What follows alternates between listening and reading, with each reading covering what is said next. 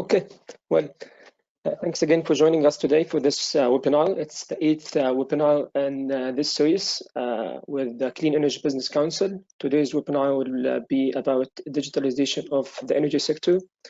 We'll talk about the landscape and opportunities, and we'll focus more about the MENA region.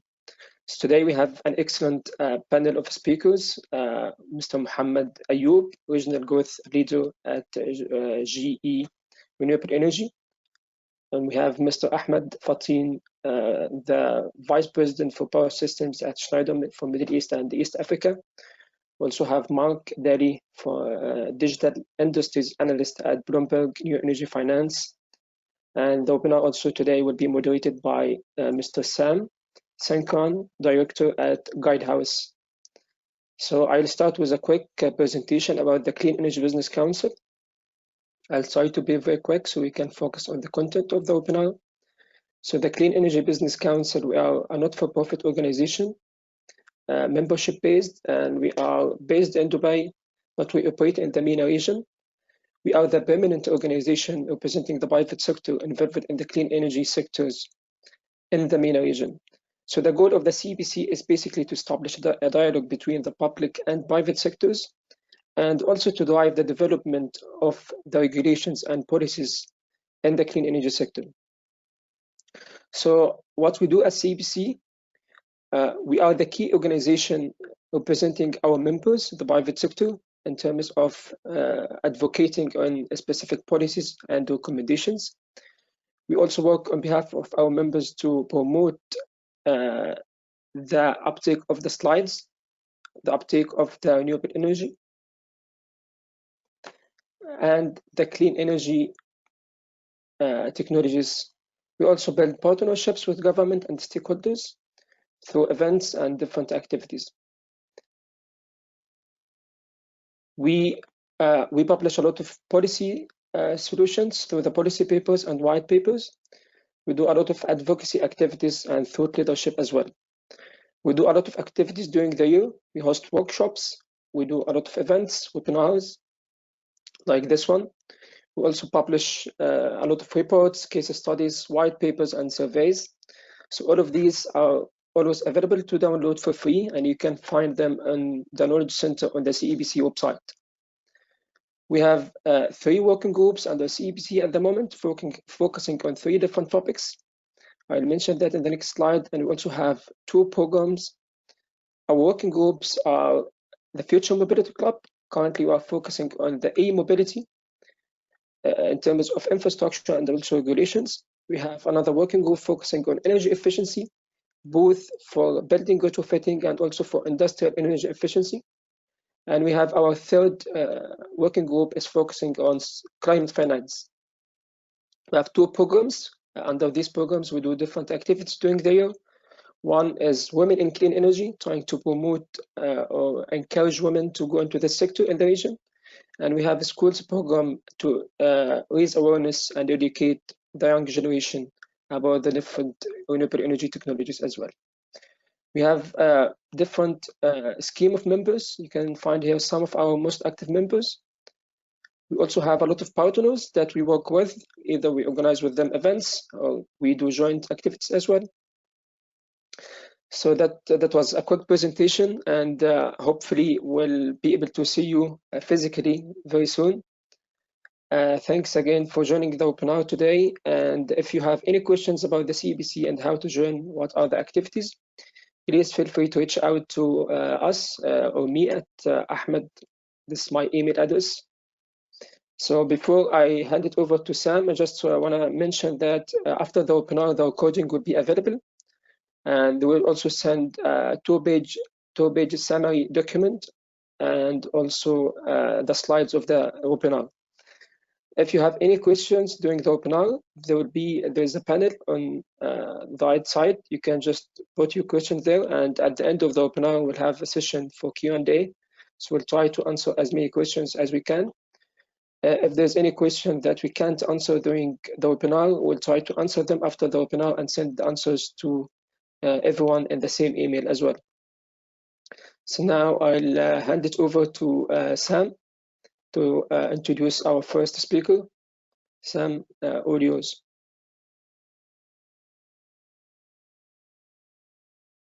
Thank you, Ahmed.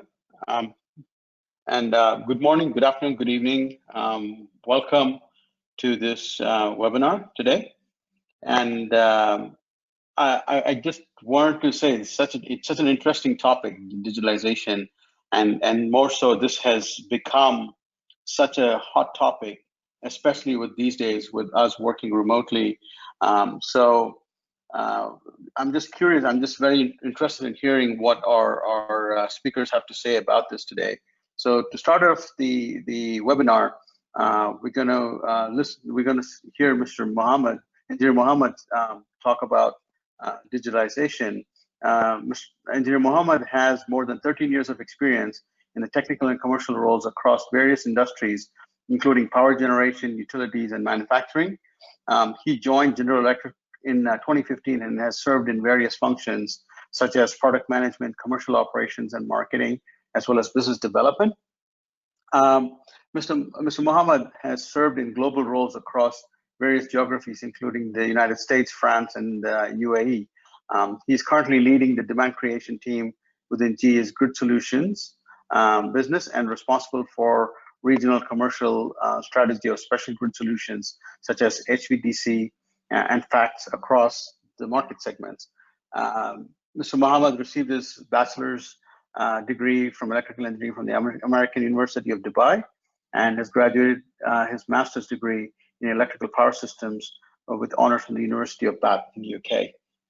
Handing off to you, Mr. Engineer Mohammed, go ahead.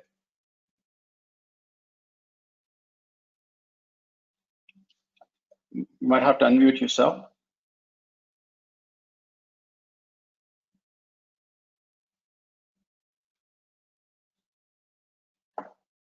Hi, good morning, good afternoon, good evening, everyone. Thanks a lot, Sam, for this introduction. I just wanted to make sure first that the slides is showing for everyone. Ahmed? Yes, perfect. All right, okay. So with that, Sam, again, thanks for the introduction. And I just wanted, before we start, to highlight something here. I would like to thank CEBC for the tremendous effort they are leading in pushing the limits, frankly speaking, on various fronts and provide the right platform to all major stakeholders within clean energy industry to advance it moving forward. Personally, it was a great pleasure to be part of those efforts, and we're looking forward as well to the future with great spirit to achieve more in that front. I think the question always starts like, what is going on? What's happening within our industry? We are an old industry, more than 100 years old industry, used to be conservative and traditional. However, over the past few years, we have seen tremendous disruption within this industry, and we expect this to continue. We're witnessing the democratization of the energy sector, moving from a centralized fossil fuel world towards decentralized renewable-driven world. We see that in various trends, and those are one being going towards decarbonization. Moving towards renewable has started, and it will never stop. It is not only a result of changes in policies and regulations. However, lately it's becoming a cost-effective solution for energy producers and utilities across the globe, with breaking records in lowering the levelized cost of energy per megawatt hour, and it will continue to drop in our view. The second trend that we see in the market is electrification.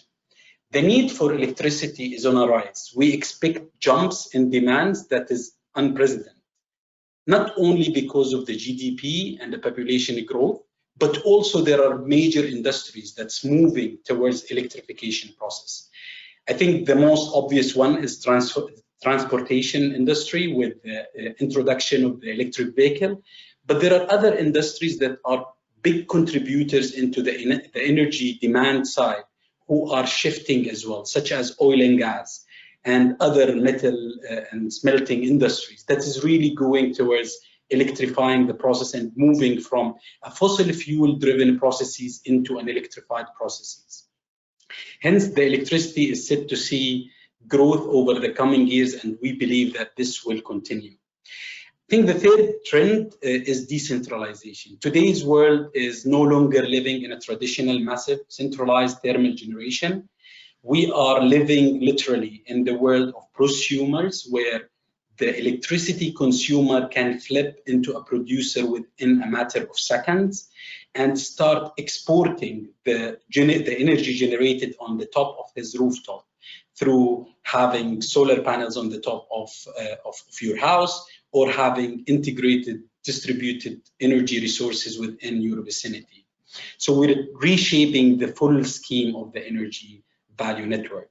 Those trends, they come, and they come with lots of challenges, such as dispatchability, reliability, changing the traditional linear unidirectional flow of energy from generation through transmission to distribution into a complex multi-directional flow, which requires digitalizations at the essence of it in order to be better equipped on how to manage and control that grid safely and reliably.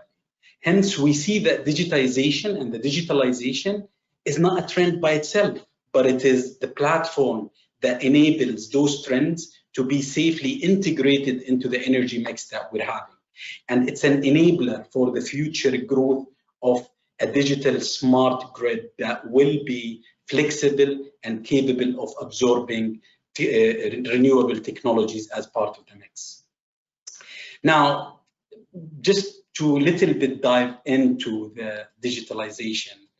Digitalization is not very new to the industry. Actually, it has been a journey that started long back, and it is continuing.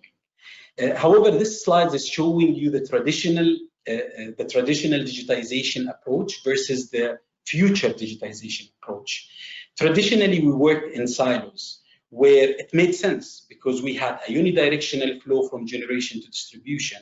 So the utilities and the electricity value chain was working literally in silos, where you were digitizing things in the generation, other things in the transmission, and third thing in distribution. Things like, we used systems like GIS, EMS, and DMS. The grids were designed with huge design margins to ensure reliability and safety, which was designed for that purpose. And I think we did really good job, especially in the GCC countries, by making those limits quite safe for the operation. However, with the shift of the industry, this can no longer be the case. The network shall be considered as one integrated and interrelated matrix, where the grid operation and network designers should optimize the data sharing mechanism. And the power of data will be shared not only across segments, but also across functions within each segment, like operation, maintenance, planning, and others. So this is redefining the role of utility from being only a service provider, or from being a service provider to become a service manager. Because today they are not responsible for generating, they can absorb the generation coming from various spots, and they need to provide the backbone stability for the system through having it smart, equipped with the latest technology. Reflecting with the solar rooftop, imagine, Sam, when we're talking about in a matter of minutes, thousands and thousands of prosumers in Jordan or Shams Dubai or any other country that is allowing solar to be integrated as part of the rooftop programs, they become energy producers without, or if the utility is blind about how much energy those are producing and what is the load that we're having at each and every meter on these aspects, it will never be able and equipped to operate the grid safely and reliably. So with that in mind, actually GE started looking at what would be the right business setup that needs to be in place to make sure that we are matching with that trend that we're seeing in the market. So GE has aligned its businesses to ensure that it is on the top of that change that's happening in the market.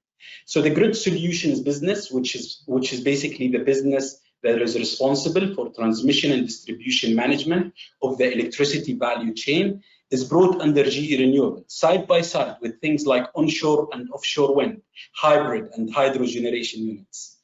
This enables us to position our products and solutions to ensure it takes in account the full value chain network and respond to the digitalization across the portfolio. So basically, we started demolishing the silos within the organization or within the business itself to better equip ourselves to serve the future of the energy. You might ask yourself, Sam, why renewables? Why not gas power business, which is basically a flagship business within GE portfolio? The answer is quite simple. We estimate that 60% of all the future grid investments that will happen in the future will be in order to facilitate addition of renewable energy sources. So like imagine more than half of the business will be hand in hand on integrating new renewable sources into the grid. GE Renewable business is a $15 billion business, employing around 40,000 employees across the globe and servicing in almost each and every country globally. It's not only about equipping our services, but what would be the technologies that are needed to meet with that moving scene within the industry? With the profound transformation that is undergoing the energy sector, having the right solution to service this change has been a major driver for the way that we come up with our solutions and products. GE Grid Solutions is equipped with the required tools to ensure addressing the challenges that we referred to in our first slide. The growing energy demand is really addressed by enabling or providing our customers with turnkey solutions for AC substation that does not only help expanding the grid, which is expected, but also reducing the footprint and making sure that you're adopting an environmentally friendly HV equipment, such as the G-Cube and the green transformers as part of that infrastructure. So this is to meet the demand, but the renewables comes with a whole lots of challenges by itself.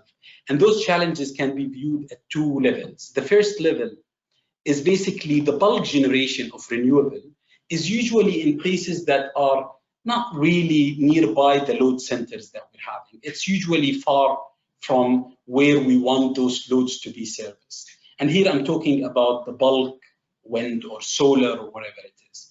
So GE is providing that platform through the HVDC solutions that is able to bring these power from where they're produced to where they need to be consumed. And it's not only about renewable sources. Even within the fossil fuel generation mix, within the region here, we're having different cost levels for each country. That creates an advantage in producing in certain location and enables those producers who are having a lower cost per megawatt hour to export those to countries where the electricity is quite expensive, either due to political situation or a scarcity of natural resources and others. We see this a growing trend as well with customers in the region, such as the GCCIA, which is the Gulf interconnection, with ADNOC trying to link their offshore oil refineries and others. This is on the bulk generation. Now, if we want to go into the distributed nature of the renewable sources, the dispatchability and reliability of the renewable is a continuous challenge. Hence, distributed energy resource management systems can provide whoever is managing the grid to better forecast and accurately forecast the generation that you can expect from the various contributors within your overall grid, and enables you to set the right operating levers in place to reduce your spinning reserve and reduce your fossil fuel generation reliance in the future. So it's not only, as we said, about renewables, it's not only about the demand creation, even there is a trend that's going on within the industry, especially lately introduced into the region, which is our grid is a little bit old. Actually, it is old.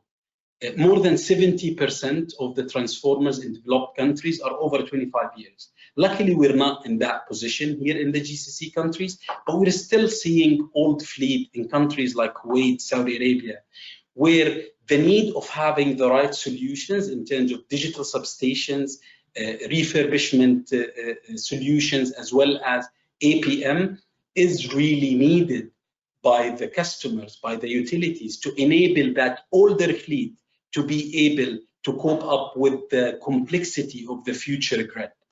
And this is something that we're providing to all of the utilities to expand the life cycle of the products, as well as optimize the use of the asset while lowering the total cost of ownership for those assets. In general, all of these technologies and solutions enables utility to better manage the grid and increase the resilience and the efficiency of the power mix that they have.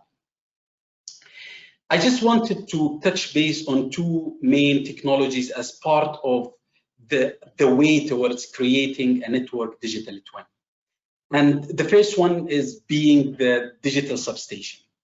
So just as important as we are digitalizing, it's important as well where we are digitalizing.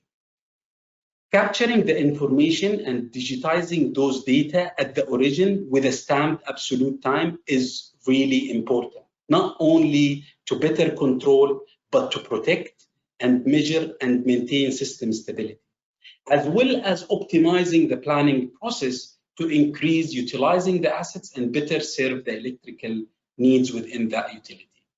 Digitalizing the substation is not something new, as I mentioned.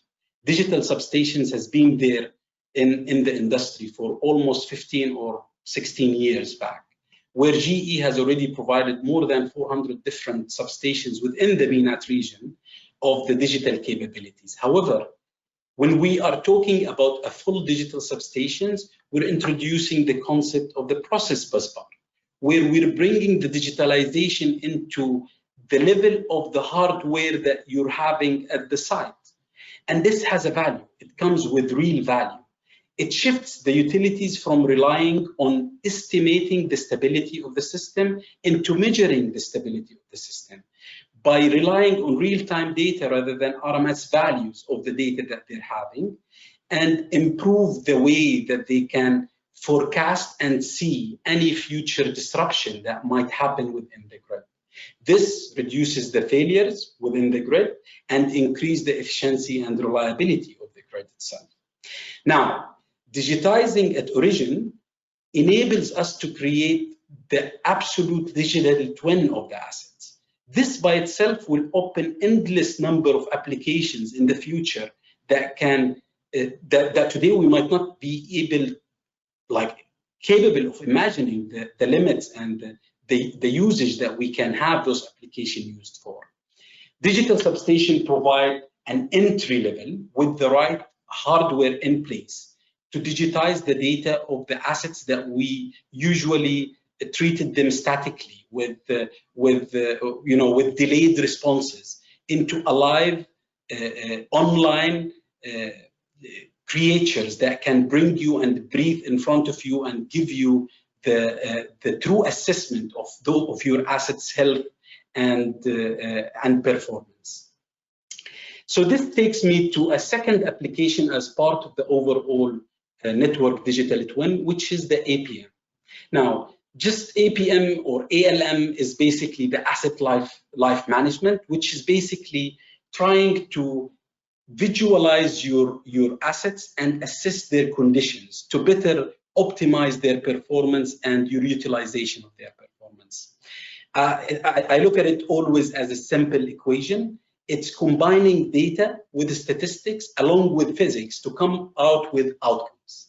The idea is that you collect all of the information and data from your hardware, either mechanically or dynamically through things like transformer management systems, Baywatch, and other input data that really looks at the health of your assets continuously, aligned with any manual data that you have, like visual inspections, probably the environmental information that you're having within that substation or within that locality where your assets are located.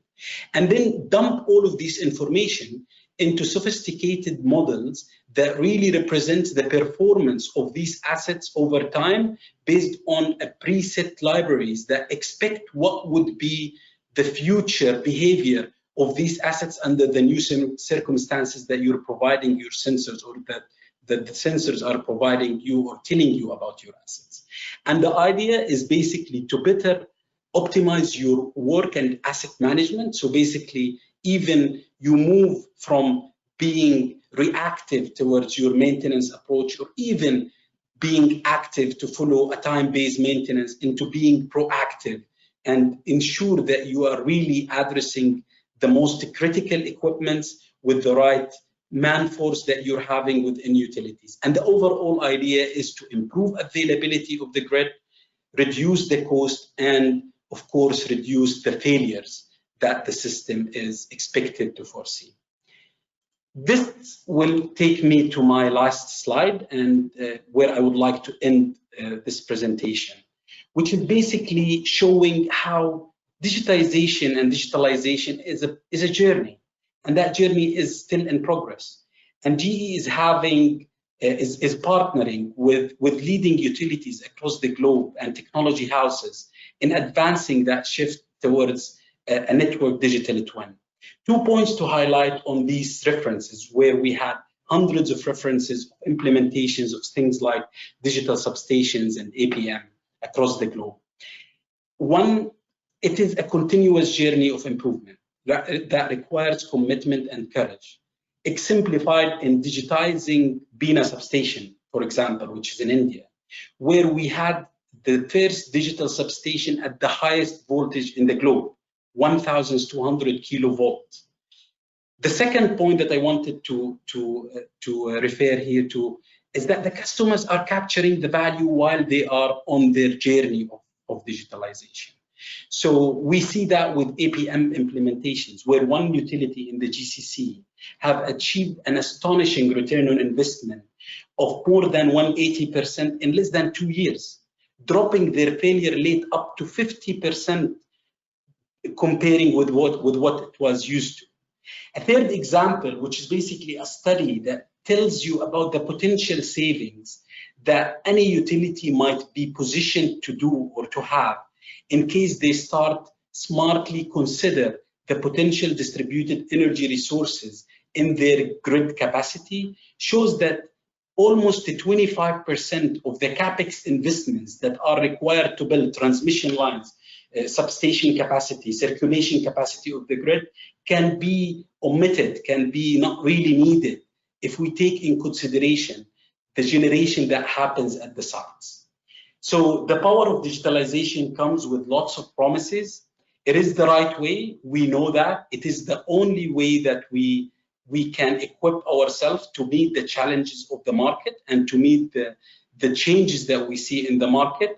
And it's a journey that will continue to improve with time. With that, I think I finished my presentation, Sam. I'll hand it back to you. That was great. Thank you, Mohammed. There are a few questions. We're going to hold off the questions till the end. And we'll move on to our next speaker, who is Mark Daly. Mark is an associate on the BloombergNEF Digital Industries team. He writes about the impact of emerging digital technologies that power manufacturing manufacturing oil and gas sectors. He previously managed BNEF's Pioneers BloombergNEF's annual startup competition. Prior to joining Bloomberg, Mark completed his master's in climate change management and finance at Imperial College in London. He also holds a bachelor's degree in mathematics. Mark, welcome, and handing it off to you.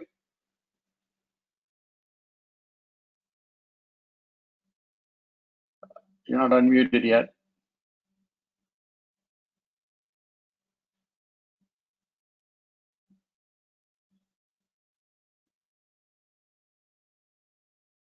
Okay, cool. I think, can you hear me now? Yes, yes. Great. So thanks very much for the intro.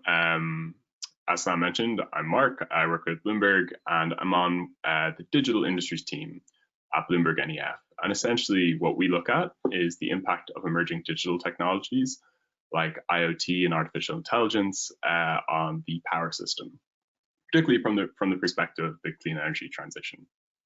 So today, I'm going to kind of walk you through the motivations for why utilities are digitalizing. So Mohammed mentioned some of that earlier, but look at some broader reasons as well. And then look at leading utilities. So what activities are they focused on, and how are they going about doing their digital transformation? And walk you through some cost benefit analysis we've done. So using asset performance management, how does that impact the cost of generation across different types of generation? And then finally, take a look at the vendor landscape for selling technology to utilities. So first of all, why are utilities doing this? They're both push and pull factors when we think about why utilities are implementing digital technologies. And the push is what Mohammed was speaking a lot to earlier as a result of the energy transition. So as more and more renewables come online, the grid is going to face a number of challenges. Renewables plants are on average much smaller than thermal plants and are connected at much lower voltages. This means generation is far more decentralized. Intermittency and overcapacity also create power quality issues, such as voltage fluctuations and two-way power flows. So the energy management systems of the grid today were never built for any of this, and digital technologies are seen as a tool for dealing with this. So regulators are pushing this on a lot of utilities as a way to kind of move towards a more sustainable grid. But then on the right-hand side of this slide, we also see that there's a lot of pull factors that are making utilities invest in digital. The first one that we've seen like a lot of early actors realize is that by developing digital tools to solve these internal problems around like renewable energy integration and internal optimization, they've realized that they can create whole new digital businesses around these products that they've made themselves and then sell them either to competitors or downstream to other customers. So we've seen like utilities create O&M software and energy management services in this vein. Also, as many retail markets liberalize, utilities are using digital as a way to attract more retail customers in an increasingly competitive environment. Obviously, digital also has the potential to increase the operational efficiency of all aspects of utilities. So this can be grid and generation equipment, but also things like ERP platforms and customer relationship management platforms to make internal processes more efficient. Then finally, a lot of the feedback we get from utilities is that they see digital as kind of going hand in hand with being innovative and sustainable. So they kind of push this as a big marketing campaign to be seen as forward thinking and have their investors kind of be happy with what they're doing. So there's lots of interest in this from utilities. This chart here is taken from our projects and partnerships database, which we maintain. We look at more than just the power sector. You can see manufacturing and oil and gas. But you can see the increasing number of partnerships and projects that utilities have announced in the teal color, which are power sector projects. Next, I'd like to discuss some utilities that we've looked at. So we've done a lot of utility profile work on corporate strategy and kind of just highlight some companies we think are leading in terms of digital technology adoption and then what they're doing. So the main story to take away from this slide is that Europe and China appear to be leading. So on the left, we can see digitalization budgets of some of Europe's largest utilities, ENGIE, Iberdrola, and Enel. They're spending in the order of $4 to $6 billion over the course of 2 to 4 years on business digitalization. So a lot of this is for internal optimization projects like advanced distribution management systems and predictive maintenance for generation. But these are kind of the examples of companies that have set up separate business units to sell digital services, which is kind of why we think they're ahead of some other utilities. China is really, really interesting, particularly State Grid, the larger of China's two utilities. State Grid has launched plans to digitalize 100% of internal operations and 90% of external services. State Grid is heavily invested in this idea, owns 16 technology subsidiaries that it uses to make IoT hardware such as sensors and drones. What I would really like to highlight though is how they've been really innovative about what digital transformation means to them. So they've kind of flipped it on its head, and rather than just implementing digital technologies, they're using their existing business to kind of sell things back to digital companies. They've started to co-locate data centers and 5G telecom infrastructure with their substations to essentially, they rent out the land that they already own, generating revenue off of it. And then the asset owner, so the data center owner, then doesn't have to pay for a lot of electrical equipment like an inverter and a transformer. So everyone's benefiting from this, and it could potentially be a big new business as data center growth is exponential at the moment, hugely invested in. And to take a kind of broader step back and look at a wider number of utilities. This next slide is a result of our utility profile work from earlier this year.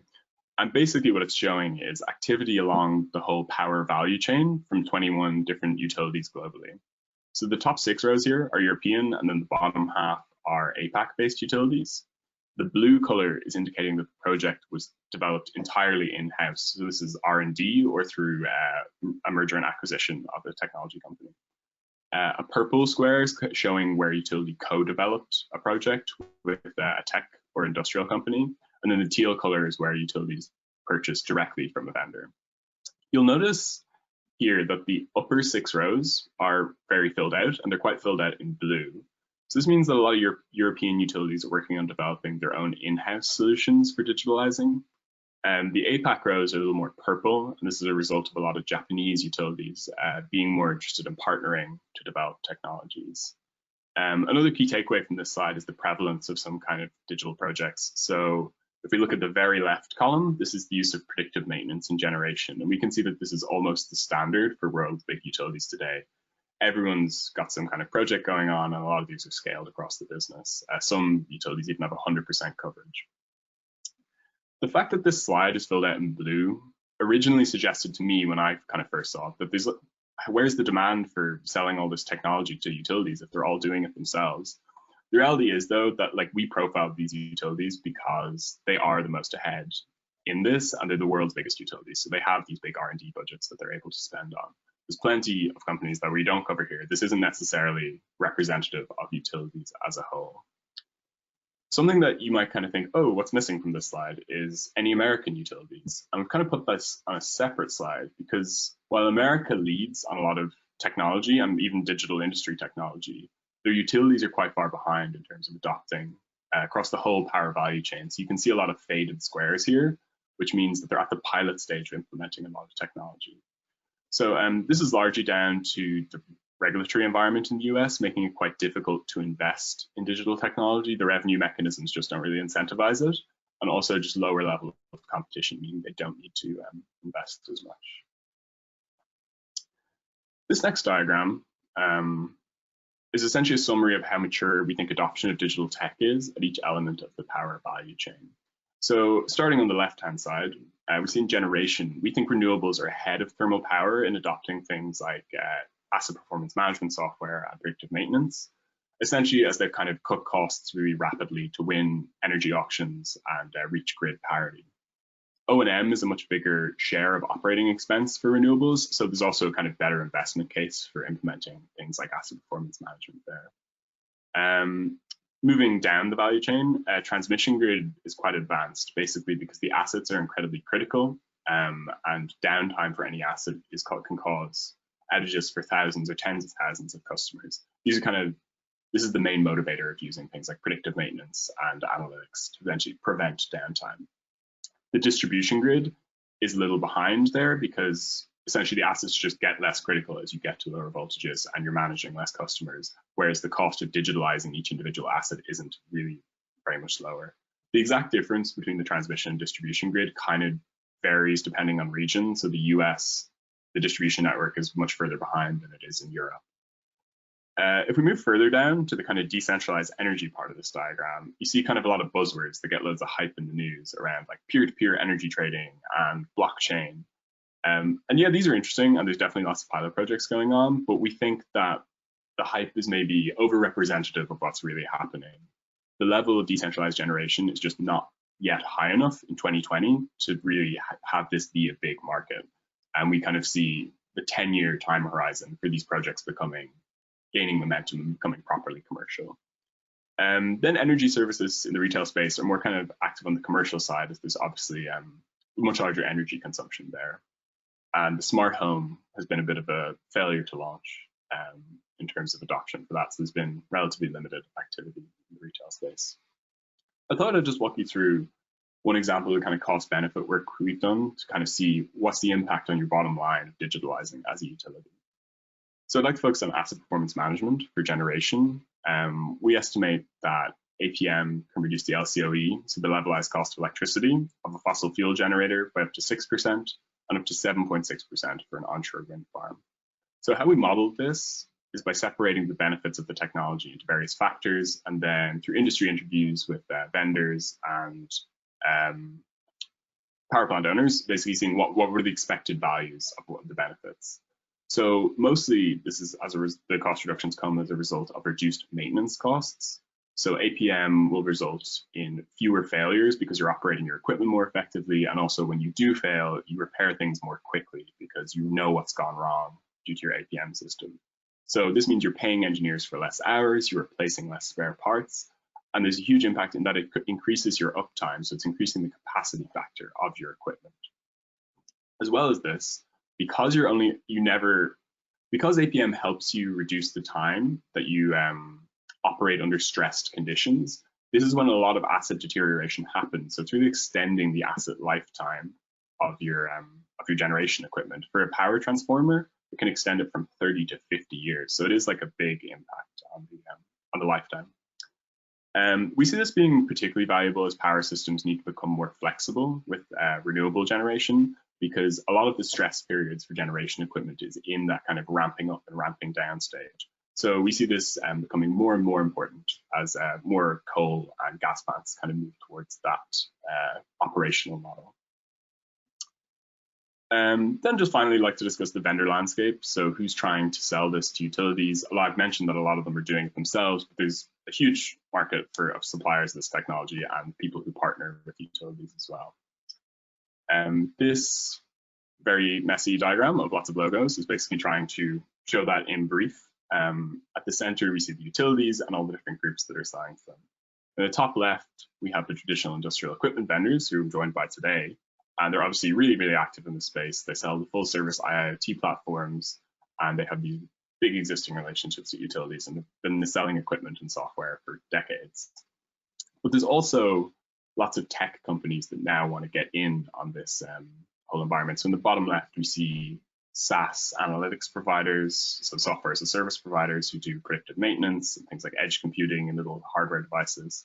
And then in the top, we see big tech companies like Amazon, Microsoft, Google, Huawei, Baidu, who all want to start selling cloud services analytics to these utilities. Going back to this projects and partnerships database that we maintain, what this chart is showing is basically the number of partnerships by year, and then the color is being split by the type of partnership the type of company that a utility is partnered with. The kind of interesting storyline of this slide is the expansion in the size of the purple bar in 2019. This represents kind of increase in the number of tech company partnerships. So this is the cloud companies, Amazon, Microsoft. These tech companies have had loads of success selling to oil and gas companies, but they kind of see this as being a bit of a faux pas from a marketing perspective, because obviously they're contributing to a lot of emissions by doing these analytics projects. So now they're starting to tailor their analytics services more towards utilities and trying to really push those sales so that they can be seen as being more sustainable businesses. So this will be really interesting to see in the next years going forward, how much more tech companies push this, how successful they are in partnering with people. That's definitely something our team is trying to watch going forward. In the interest of time, I'll leave the presentation there, but please submit your questions for the panel and hopefully we'll be able to get to them. So thanks so much for taking the time to listen, and I'll hand back to Sam now. Thank you, Mark. Great presentation. We do have a few more questions that have popped up, which we can ask once Ahmed is done presenting his slides. So welcome, Mr. Ahmed Fateen. Mr. Ahmed is the VP at Schneider Electric, Gulf.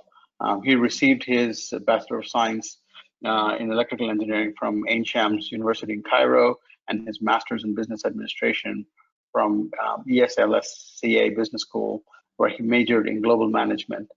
He joined Schneider Electric in 2006 and has served across different geographies such as Egypt, West Africa, East Africa, and the Middle East. Moreover, Ahmed worked across different functions such as technical design, marketing, and business development. He's currently leading the power systems business of Schneider Electric in the Gulf region, providing energy management and automation solutions to mega customers in electricity companies and oil and gas. Welcome, Ahmed. I hand it off to you to present your slides. Thank you very much, Sam. Good morning, good afternoon, good evening to everyone on the call. I will start by thanking Mohammed and Mark for bringing a lot of spotlights and a lot of clarity on the topic of the digital transformation on the utilities. I will try to focus more quickly, just to leave time for the questions, on the practical aspect of the equation and how this idea and trend of digitization is actually and really impacting the business and impacting the utilities on the ground. So I'll start by quickly Schneider Electric. We are more than 137 employees worldwide, present in more than 100 countries. But the important point that I want to focus on, which was highlighted as well in the previous presentations, that this is a journey. And this journey is still developing, still changing, is moving ahead day by day, and requires a lot of R&D investment and requires a lot of thoughts, a lot of technology. That's why companies like Schneider, we devote a lot of value, a lot of revenue in order to proceed in the R&D and proceed with new products and new technologies that will enable us to reach the next levels of the journey. So our purpose is to make sure that people have proper access to their energy and to their resources, ensuring that life is on. Life is on in the past used to be that you have energy, but now it's not only energy. Digital is a very important part of the equation of life is on. If you don't have connectivity on your phone, if you don't have connectivity in your house, you will not feel comfortable. So life is on have two parts, which is the digital and the connectivity and the energy. So energy transitions, disruptions that are going through the energy world, which my colleagues explained and properly addressed in their presentation. What I would focus on is what is the aim at the end. The aim for all of us is to achieve sustainable future and to achieve sustainability. Sustainability will come from two parts. Will come from the energy efficiency, where you are making sure that you have proper energy generation that is enough for the future, and process efficiency that will bring sustainability to the equation and will bring the efficiency to the performance of your asset, like what Mark was explaining. So those are the two very important parts. Electrification will continue. We will still need more energy with all the trends that Mohammed explained at the beginning on the electrification, electrical vehicles, the demand of energy that is increasing every year with the increasing population and everything. This will continue, and we are addressing it. We started addressing it already in a different way, using more sustainable ways of generating energy and using more sustainable products on the ground that will bring the future. So big data, IoT and artificial intelligence, those points also were addressed by my colleagues. What I want to highlight here is that the amount of data that we are collecting from the assets, from the machines, are expected to grow by 5 times in the coming few years. And you can imagine how much load would this put on all the infrastructure of managing the data, being data centers, servers, and all of this. And imagine as well the amount of information, the amount of decisions, the amount of clarity that we can have when we properly address those amount of data using the proper softwares. So it's endless probabilities and estimations. Artificial intelligence is becoming a very important part of the equation as well. When you are connecting people to machine or when you are connecting machine to machine, artificial intelligence will grow and will continue to grow, and we see a lot of spendings and investments that is going in this direction. So let's take it a little bit into the practical part on how we address how can we address the challenge of digitization. What you see in front of you is a typical configuration of, let's say, an electric network, where you have different layers to manage the electric network. You have the base layer, which is the product. So the product that you have in the ground in the electrical network and in the electrical grid. Then you have the edge control, which is the layer that is responsible for the local management of the assets, substations of the network. And then the third layer, which is responsible to provide the analytics and the data, gather the data, analyze the data, put it in a proper manner, put a proper pattern that will allow you to take the right decisions to increase the sustainability and efficiency of the network. So it all starts with having the connected product on the ground, what my colleague Mohammed was mentioning about the sensors and the products that we put on the ground. And those products have to be connected and have to be sustainable at the same time. That's why we see a lot of sustainability trends in producing and putting the products inside the network, like the SF6 free trend innovation that we see by Schneider Electric those days.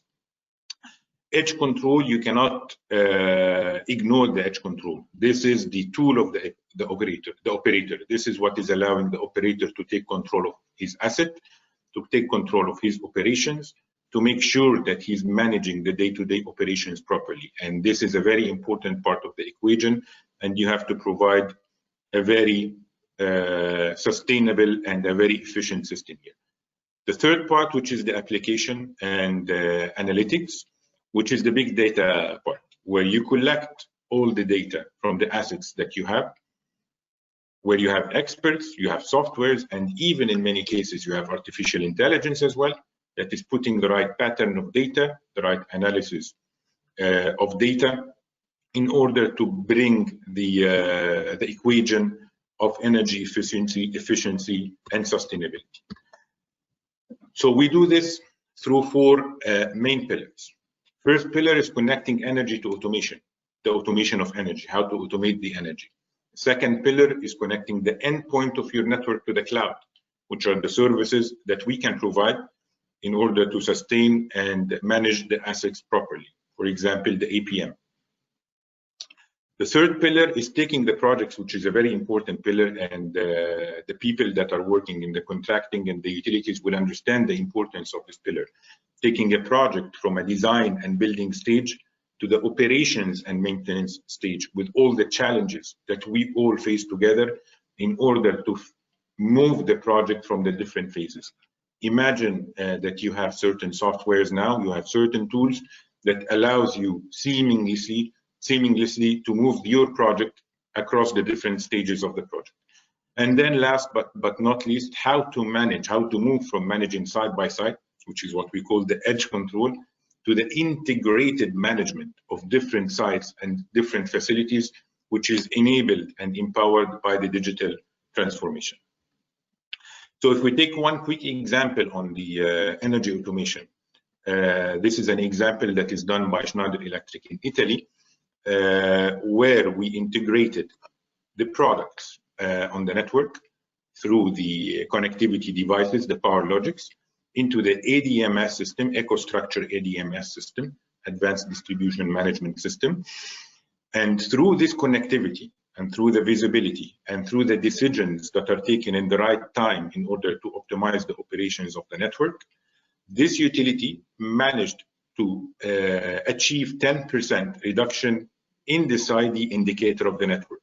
So the downtime of the network improved by 10%, which shows how much efficiency and how much reliability we can achieve with this. Connecting the network, the second part, which is connecting the network to the cloud, which is what we call the network advisors, asset management, that is providing full visibility on the assets maintenance, predictive maintenance, brings a lot of resiliency to your network and securing the network from going down and giving you all the possible scenarios to optimize the efficiency and the management of the network. What I want to tell you here is that this is fact now. This is happening. And we are in the middle of the transformation now. We have a lot of examples in different parts of the world where the impact and efficiency and sustainability that can be brought by the digital transformation is very obvious. This is another example of taking the project on the different cycles of the project, from design to build to operate and maintain, in a seamlessly way. Can you imagine that you can reduce the timeline of building a power plant, for example, from 24 months to 15 months, using those tools that will bring a lot of efficiencies in the process? You will not have silos between the different disciplines. You will have all the information at one place. You will make sure that all the information designs are coordinated properly together, so that when you go to the building stage and to the structures phase, you don't face a lot of challenges. And it brings efficiency. This example, it brought efficiency of big amount of euros in a small period of time, as you see in front of you. I'll go quickly to allow for questions. And the fourth pillar is moving from managing one site as a silo to managing the full network, the full sites together. That brings a lot of possibilities in terms of maneuvering, managing the network, making sure that you have real-time management of the network that allows you to maneuver properly, reduce your downtime, increase your efficiency, and manage as well your generation. I will end by this part that was highlighted as well by Mark. This is a journey, and this journey is not a journey for the electrical manufacturers alone. This is a journey for the full ecostructure system. The full ecostructure system includes definitely the utilities, the electricity companies that are playing a very important and a big role in the transformation. System developers and system integrators that are able to take the technology, advance the technology, integrate it, put it in reality.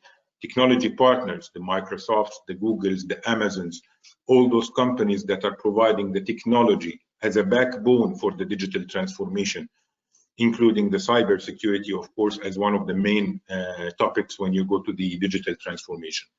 And ending with the regulation bodies that are putting the proper regulations and the proper relations in order to regulate properly, implement properly the relation between the different stakeholders in the ecostructure system.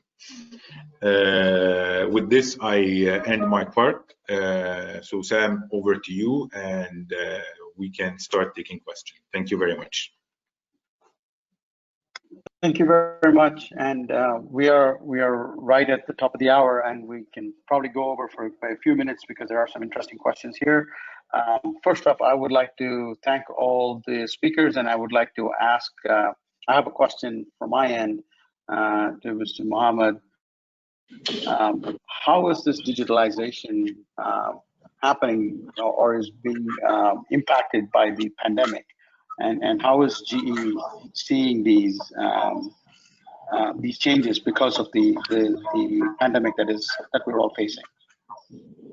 Sure. Thanks a lot for this question, Sam. I think first of all, the pandemic is part of the changing environment that's happening, and I think digitalization of the assets is providing the utilities with the right basis to ensure that they are well positioned to monitor and assess the health of their grid virtually.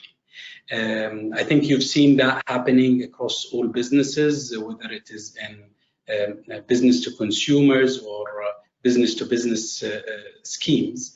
But within the utilities, I think one of the major things or one of the main products that really improve and increase the social distancing awareness is implementing the monitoring and diagnostic, remote monitoring and diagnostic systems within the grid itself.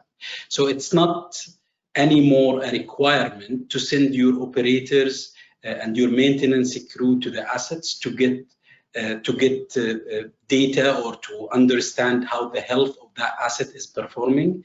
With the digital tools in place and enabling having a digital twin of those assets will indeed reduce the need of dispatching your manpower and sending them towards physically to attend those assets that you're concerning about.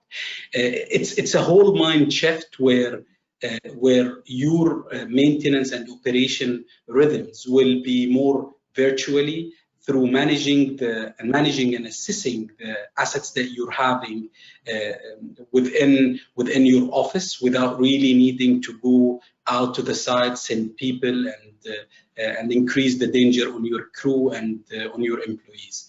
I think technologies such as APM and digital twin of the grid is a major facilitator to increase awareness of social distancing and helping the utilities to protect their employees and their crew from being impacted by such pandemic in the future. So we saw it, frankly speaking, in many utilities within the region, where the guys were telling us that within my control center, with the remote monitoring and diagnosing system that I'm having, I'm able to know what's going on without the need of sending my crew to the assets to visually inspect it, which is, I think, one step on the digitalization journey, and it is achieving an outcome that is correlated with the pandemic situation that we're having. I hope that answers the question. Yeah, Sam, if you allow I'm just going to launch a poll. Yeah, to add a point on this part, I fully agree with what Mohammed explained, but there is a very important part, and I like to be optimistic about the situation of today. Yes, there is the health crisis that we are all facing, that is putting all the regulations on the social distancing and all of those things. However, it came with a mind shift, and we all know that the most critical element in the change management is people. If you have told me 6 months ago that my workforce will be working efficiently 100% from home, I wouldn't have believed you. Today it's happening. There is a big mind shift. Everyone believes that remote operations in everything can happen. And this is a big change that is happening. This is a change in the mindset of the people. And I think that this will accelerate definitely the transformation. It's a fact, it's happening. Great. Yeah, that's a very valid point. Thank you. I'm going to launch a poll for 30 seconds, and I just would like to get the participants' kind of view on this. Can you see the poll?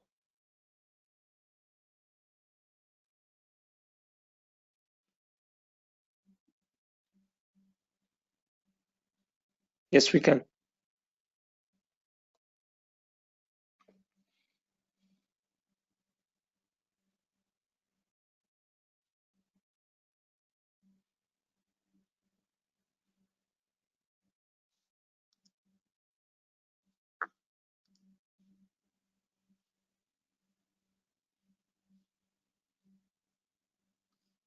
Yeah, so we've seen, at least it was an overwhelming yes.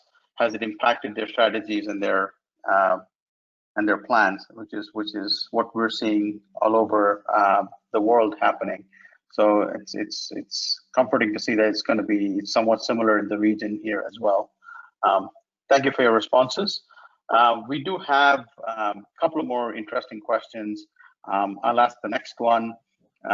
It's basically it states it's well known that some of the most important strategies that grid operators have at their disposal to manage the variability and intermittency of renewable energy, including interconnection storage and demand response. How would the panelists prioritize these in terms of low-hanging fruit, or are there or the ones with greatest return on investment? Anyone could take the answer? Okay. Mohammed or Mark? Okay, Mark, you would like to answer? Go ahead. No, you go ahead. Sorry. All right. Okay. So I think it's quite hard to tell, Sam. The way that you need to look at the nature of intermittency of renewables is to look at it from the design perspective. So usually whenever you are planning any addition to the renewables within your grid, you need to take that as part of your consideration while you're designing the network itself. Unfortunately, the network in many places is already being designed, and this can represent a challenge moving forward. However, in certain countries, I would say that we are a little bit lucky in the GCC here and in the MENAT region, where our biggest load is coming at the biggest time where we can extract solar, for instance, which will work very well within the renewables is coming to offset or sharpen the peak of the load that we are seeing due to cooling. Everyone is running on his AC and others. So the answer lies with various things. I think the first thing is to take in consideration the amount of renewables and the diversification that you want to include within your grid at the design level to ensure that those renewables that you're adding are complementing each other, because you don't want to end up running lots of fossil fuel generation that is standing still waiting for your renewables to drop their production and then they can carry out the load. So the idea is ensure that you're having the right design in place. The second thing is the commercial aspect of the solutions. Batteries and lithium-ion batteries are still quite expensive till today. I think there are lots of promising indications in the market that those will be dropping. However, when we are talking about the levelized cost of energy per megawatt hour of renewables being lower than fossil fuels, we're still having the problem that we will be still relying on the fossil fuels to back up those renewable generation, because we cannot dispatch them, we cannot really rely on them 100%. So the ultimate answer is either to have a hybrid model where you can integrate and optimize your fossil fuel generation to complement the presence of renewables within your grid. And then once the technology is advancing, when we're talking here about the storage, and becomes more accessible and more economically solid for the utilities, I think we will find a shift towards adopting